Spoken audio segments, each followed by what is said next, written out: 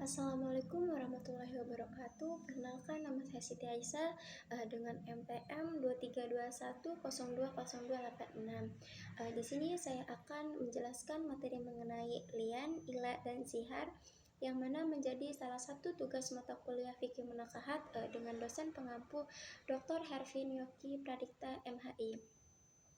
Baiklah, pengertian ila. Ila berasal dari bahasa Arab yaitu la'ana, bentuk masdar dari susunan fiil yaitu la'ana, bala'ana, laina, yang berarti jauh dan laknat atau kutukan. Secara terminologi, lian merupakan suatu ucapan sumpah yang dilakukan oleh seorang suami kepada istrinya dengan 5 kali sumpah, dan pada sumpah terakhir suami mengucapkan sumpah yang diikuti dengan laknat kepadanya jika ia berdusta.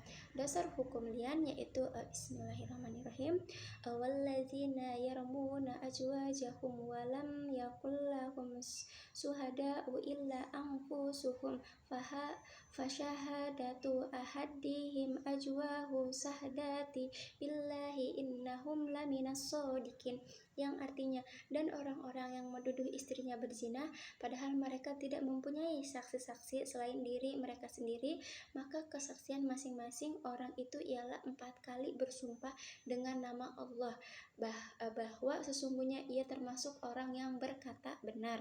Quran Surat An-Nur ayat 6. Syarat dan rukun lian yaitu yang pertama, suami tidak akan jatuh lian apabila tidak menuduh zina atau yang mengingkari anak itu laki-laki lain yang tidak mempunyai ikatan pernikahan alias bukan suaminya. Yang kedua, istri tidak akan jatuh lian apabila yang dituduh tersebut bukan istrinya. Yang ketiga yaitu sihat atau lafadz lian, yaitu lafadz yang menunjukkan tuduhan zina atau pengingkaran kandungan kepada istrinya. Yang keempat, ada kesaksian yang dikuatkan dengan sumpah. Yang selanjutnya ada syarat lian. Syarat lian itu yang pertama adanya ikatan perkawinan meski belum bercampur. Yang kedua yaitu hukum nikahnya sah.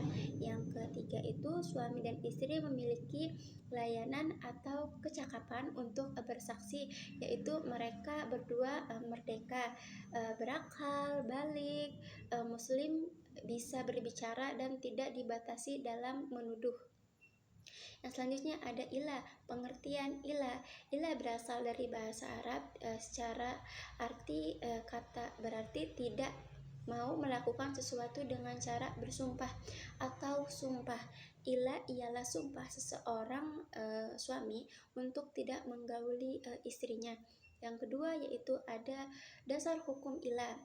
Tidak ditemukan dalil dalam bentuk ayat Al-Quran yang secara jelas melarang melakukan ila. Demikian pula tidak ada larangan dalam hadis Nabi tentang ila. Yang selanjutnya yaitu ada rukun dan syarat ila. Rukun dari suatu perbuatan merupakan bagian atau yang mewujudkan perbuatan tersebut. Rukun ila dapat dirumuskan dari 3 kata pokok yang sudah disebutkan sebelumnya, yaitu suami yang mengila, istri yang menjadi sasaran ila, dan sihat atau ucapan yang diucapkan. Yang selanjutnya yaitu ada tujuan dan hikmah. Setiap ketentuan agama mempunyai tujuan dan hikmah yang pada dasarnya menjadi kemaslahatan umatnya. Di antara tujuan dalam hal ini adalah supaya suami tidak menyalahgunakan kekuasaan terhadap istrinya dengan cara tidak melaksanakan perintah agama untuk menggauli istrinya secara baik. Yang selanjutnya yaitu ada zihar.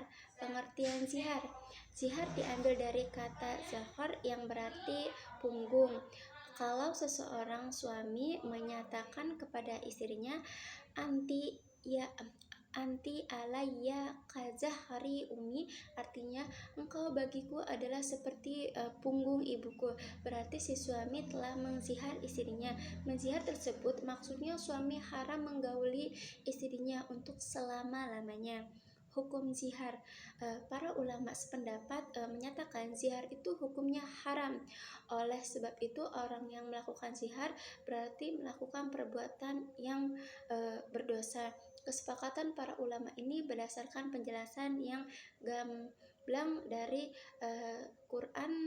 Al-Quran dan hadis tentang tidak bolehnya zihar. Yang selanjutnya ada ketentuan zihar, yaitu yang pertama pernyataan.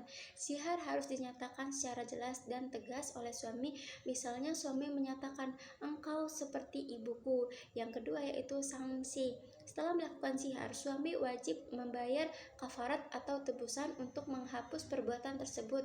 Kafarat ini biasanya berupa puasa 2 bulan berturut-turut atau memberi makan 60 orang miskin. Yang ketiga yaitu tindak lanjut. Suami harus bertaubat dan memperbaiki hubungan dengan dengan istrinya setelah kafarat dilakukan. Baiklah, cukup sekian pemaparan materi mengenai lian, ila, dan zihar. Saya akhiri, wabillahi taufiq wal hidayah. Wassalamualaikum warahmatullahi wabarakatuh.